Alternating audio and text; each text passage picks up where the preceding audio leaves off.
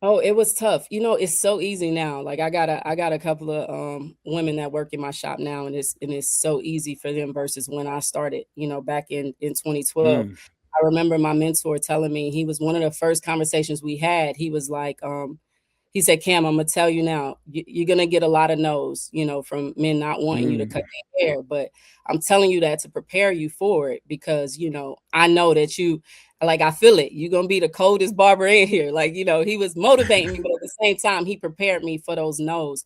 And yeah, I got a lot of them. It was really, you know, like barbers would come in. We had a rotation, so it was like whoever the first barber was got the first walk in. Who come in second got, you know, and that was our rotation. And I was always there early. I would try to beat him there.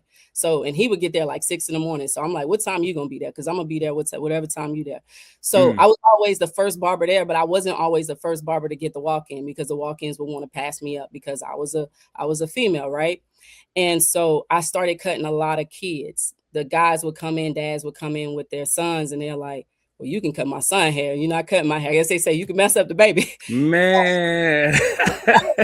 Honestly, that was my motivation because, you know, I love kids. And so I'm like, okay, you know what? These kids, I told you I know how to draw. So kids like designs. Okay, so I'm gonna do designs, I'm gonna get real creative, I'm gonna start doing all types of cuts, and I'm gonna make sure that these kids' haircuts, it was like not a dig at the other barbers, but it was like I'm gonna make sure these kids' haircuts look the best. Better Mm, than the right?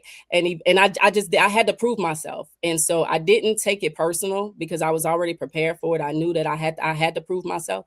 So yeah, I just started cutting a lot of kids and then eventually the dads was like, "Okay, his cut." You know, they would catch me outside. They'd be like, "Yeah, you cut my son. So next time I book, it's cool. I could book with you too." I'm like, "Yeah, let's."